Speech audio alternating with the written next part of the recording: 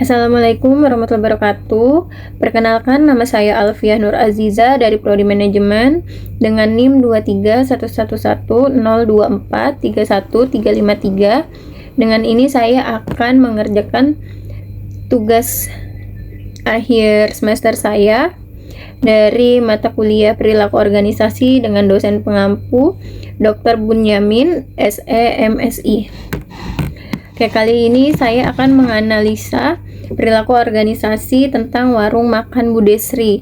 Nah, warung makan Budesri ini adalah sebuah warung makan sederhana yang ada di lingkungan rumah saya dan yang beralamatkan di Jalan Cipto Mangkusumo dengan adanya satu pemilik dan 2 karyawan. Kali ini saya akan meninjau kooperatif dari warung makan Budesri, yaitu membedah dinamika, motivasi, komunikasi, kerja tim, kepemimpinan, dan budaya kerja minimalis. Pertama ada bagian 3, yaitu motivasi. Teori yang saya gunakan ada 2. Yang pertama yaitu teori hierarki kebutuhan, itu dari Maslow, yaitu melihat kebutuhan karyawan dari dasar sampai pengakuan. Terus yang kedua ada teori 2 faktor atau Herzberg, yaitu membedakan faktor kebersihan dan faktor keberhasilan. Untuk faktor pendorong yang ada di warung makan tersebut yaitu adanya pembayaran gaji yang tepat waktu, kebutuhan visional, fundamental, dan terpenuhinya secara konsisten. Lalu ada persediaan makan dan tempat tinggal secara gratis untuk para karyawan, yaitu yang menyebabkan eliminasi biaya hidup utama yang memberikan rasa aman dan jaminan dasar. Ya, adapun faktor penghambat yang ada di warung makan tersebut yaitu adanya jam kerja yang tidak pasti, semisal beroperasi dari pagi hingga malam, yang memicu kelelahan secara fisik yang menurunkan produktivitas karyawan maupun pemiliknya langsung. Adapun kurangnya jenjang karir, yaitu struktur datar tanpa promosi yang berpotensi memicu kejenuhan jangka panjang. Dan yang terakhir ada tekanan pelanggan. Adapun komplain-komplain yang masuk dan hinaan pembeli yang bervariasi langsung yang dapat mempengaruhi stabilitas dan emosional karyawan tersebut. Jadi apakah sistem organisasi itu mendukung? Menurut saya sangat mendukung. Sistem sederhana dan kekeluargaan instan jelas langsung dari Budesri tersebut sebagai pemilik, dan hasil kerja langsung terlihat dan diapresiasi saat itu juga. Adapun yang keempat yaitu pola dan hambatan komunikasi. Jadi adapun komunikasi yang terlaksanakan di warung Budesri itu ada pola komunikasi secara langsung dan informal.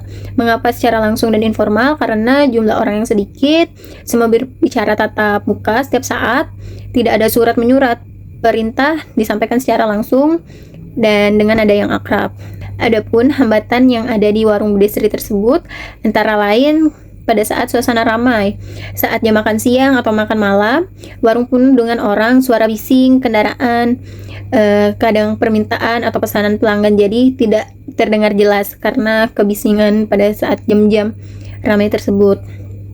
Terus efektivitas komunikasinya secara vertikal, yaitu Budesri kepada karyawannya sangat efektif karena pemilik selalu ada di lokasi, pengawasan dan arah bisa dilakukan secara kapan saja, tentunya jika ada kesalahan langsung diperbaiki saat itu juga. Dan adapun horizontal, sesama karyawan sangat efektif, mereka bekerja berdampingan satu sama lain, melayani, jadi koordinasi sangat cepat dan lancar. Adapun pengaruh teknologi yang cukup besar dalam komunikasi di warung Budesri, yaitu menggunakan WhatsApp untuk menerima pesanan, lalu Grab, Gojek, atau pesanan besar yang membantu. Selanjutnya bagian 5, efektivitas dinamika kelompok. Itu dibagi beberapa. Yang pertama ada kelompok formal, yaitu yang dibentuk untuk menjelaskan operasional warung. Tugasnya sudah dibagi jelas. 1 orang fokus di dapur untuk memasak dan menyiapkan makanan, yang 1 orang fokus di depan untuk melayani, dan Budesri sendiri menjadi kasir. Selanjutnya ada efektivitas sinergi kerja tinggi, yaitu pemahaman integritas terhadap ritme kerja rekan. Jika produk teratur, cepat, ini layanannya meleset, seimbang, saling menutupi celah tugas kosong secara natural. Selanjutnya ada antisocial loving, yaitu kelompok super kecil yang menihil peluang bermalas-malasan, visibilitas kerja absolut di bawah pengawasan langsung Bude Sri menjadi beban kerja yang setara. Adapun bagian 6 yaitu gaya kepemimpinan paternalistik, yaitu seperti Bude Sri mengadopsi figur orang tua yang mengayomi sekaligus tegas menjadi standar operasional kuliner pada warung tersebut, yang pendekatan situasionalnya mengingat karyawan terampil dan berpengalaman. Berpengawasan mikro tidak lagi dominan, melainkan fokus pada arahan strategi per harinya. Dan untuk transaksional dan transformasional, yaitu mengandalkan asas kesepakatan upah kerja yang adil diiringi transfer visi spiritual menjaga cita rasa demi kemajuan bersama. Selanjutnya bagian 7 yaitu konflik dan negosiasi. Adapun konflik yang pernah terjadi yang dialami di warung Bude Sri yaitu adanya kesalahpahaman dalam pemesanan makanan, adanya perdebatan tugas, semisal yang karyawan A merasa terlalu sering untuk mencuci piring, sedangkan karyawan B terlalu sering untuk membersihkan area kerja. Selanjutnya adanya perbedaan pendapat antara bumbu dan cara memasak. Penyebab konflik antara lain adanya kelelahan fisik dan tekanan saat jam bekerja. Jenis konfliknya yaitu konflik interpersonal, yaitu antar pribadi, dan konflik prosedur, yaitu seperti cara kerja. Untuk cara musyawarah dan kompromi, Bude Sri bertindak sebagai penengah. Jadi untuk Bude Sri sendiri, jika adanya terjadi konflik di antara karyawannya, maka Bude Sri tersebut akan menjadi penengah di antara kedua karyawannya tersebut. Setelah itu adanya efektivitas dalam bernegosiasi, sangat efektif karena ikatan emosional yang kuat, masalah dapat cepat diselesaikan dan tidak berlangsung lama. Selanjutnya bagian 8 ada budaya organisasi. Yang di sini yang saya lihat di warung Bude Sri yaitu adanya nilai inti yang langsung dilontarkan oleh konsumen, seperti rasa yang enak, harga yang bersahabat, pelayanan yang ramah.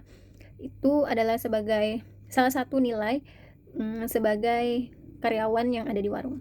Adapun simbol organisasi yang ada di UMKM tersebut yaitu sebuah plang yang bertuliskan warung makan Bude Sri, seragam kerja, dan aroma khas yang ada yang bisa menjadikan ciri khas untuk warung makan tersebut.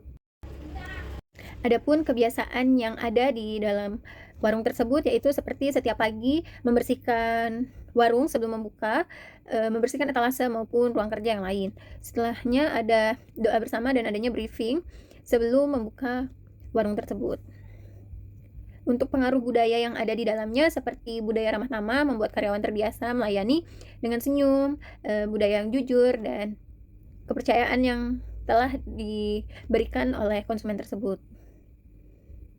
Terus selanjutnya untuk keunggulan kompetitif ini di tengah banyaknya warung makan yang membuat pelanggan setia, bukan hanya rasa, yaitu adapun keramahan dan suasana kekeluargaan yang dibangun di dalam warung makan Bude Sri tersebut. Adapun bagian 9 yaitu stres kerja. Untuk kondisi stres ini seperti kerja cukup tinggi karena pekerjaan bersifat fisik untuk melayani orang lain. Terus ada sumber stresnya itu bisa terjadi karena berdiri lama, panasnya kompor-kompor yang ada di dapur, terus ada takutnya kesalahan hitung dalam menghitung pendapatan maupun yang lain. Adapun stres yang terjadi dalam kelompok yaitu biasanya makanan yang tersajikan tidak sesuai, target tidak tercapai, tekanan agar tidak lambat. Adapun stres dalam organisasi yaitu seperti jam kerja yang panjang, terus tugas yang monoton yang menjadikan karyawan tersebut bosan dalam mengerjakan pekerjaan tersebut. Dan adapun penyebab stres secara eksternal yaitu adanya cuaca buruk maupun bahan-bahan baku yang harganya cukup naik untuk saat ini. Adapun dampak-dampak yang terjadi akibat stres tersebut yaitu adanya kaki pegal, terus tuh badan lelah, mudah emosi, terus bisa terjadi cekcok antara karyawan yang lain, terus ada kualitas pelayanan yang menurun, menyebabkan makanan tersebut rasanya kurang enak ataupun pelanggan yang lain bisa kecewa. Selanjutnya bagian 10 analisis kritis sebagai pemimpin, yaitu kita membayangkan menjadi pemilik warung makan Budha Sri tersebut, yaitu ada 3 masalah paling besar yang ada di dalam warung tersebut. Yang pertama, keterbatasan sumber daya manusia dan ketergantungan, seperti jika satu karyawan sakit atau resign, operasional warung akan kacau karena tidak adanya cadangan karyawan yang lain. Selanjutnya, manajemen waktu dan kelelahan yang menyebabkan jam kerja terlalu panjang tanpa istirahat yang cukup, yang beresiko menyebabkan burnout. Selanjutnya, yang ketiga, yang terakhir, sistem pencatatan yang masih manual yang ada di dalam warung tersebut, yang dapat menyebabkan seringkali catatan pemesanan atau uang yang masuk maupun yang keluar kurang rapih, ataupun dapat terjadinya selisih di antara pemasukan dan pengeluaran tersebut. Mengapa masalah ini berbahaya? Karena usaha ini berdiri di bidang kuliner yang sangat bergantung pada konsistensi.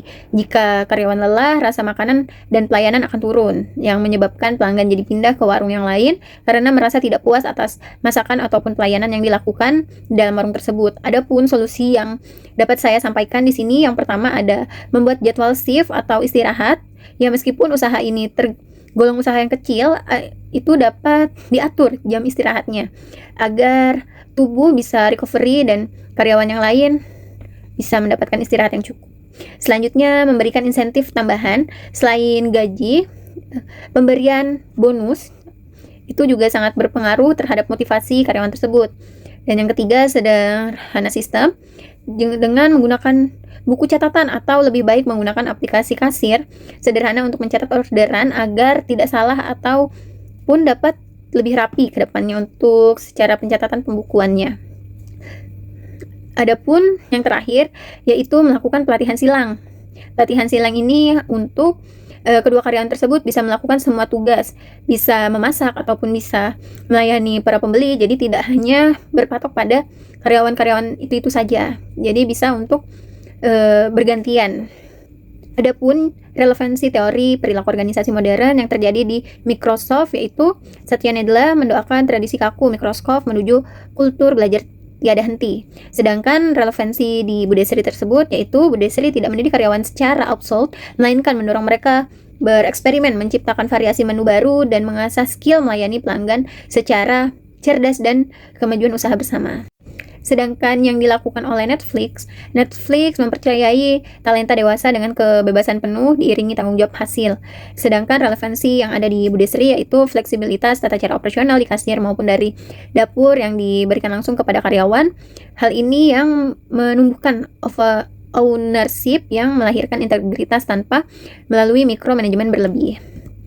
Adapun adanya pertanyaan, menurut saya faktor apa yang paling menentukan keberhasilan organisasi modern, seperti kepemimpinan, budaya, organisasi, motivasi, komunikasi, kerjasama tim, atau kualitas SDM. Jadi menurut pendapat saya, faktor yang paling menentukan adalah budaya berorganisasi, yaitu budaya adalah aturan tidak tertulis yang kuat yang berdasarkan teori perilaku organisasi. Budaya menentukan bagaimana cara kita melakukan sesuatu di sini.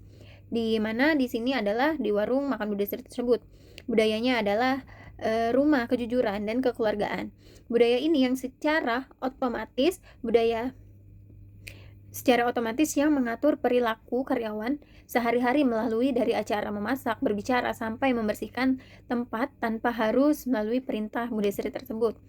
Adapun budaya bertahan lebih lama daripada pemimpin, yaitu pemimpin bisa saja pensiun atau berganti, tapi budaya yang sudah tertanam akan tetap hidup. Lihat saja contoh Netflix dan Microsoft tadi yang sudah saya jelaskan. Budaya unik mereka yang membuat perusahaan mereka bertambah di puncak meskipun zaman telah berubah. Di Budha Sri, budaya kejujuran dan keramah tamahanlah yang menjadi daya tarik utama, lebih dari sekedar rasa saja.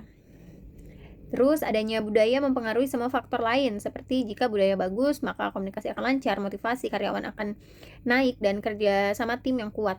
Adapun budaya adalah fondasi yang menopang semua aspek organisasi lainnya. Jadi untuk kesimpulannya, meskipun semua faktor itu penting seperti roda yang saling mengaitkan, budaya organisasi adalah porosnya. Budaya yang positif akan membuat organisasi kuat dan disukai banyak orang, baik karyawan maupun langganan tersebut. Sekian dari saya. Wassalamualaikum warahmatullahi wabarakatuh.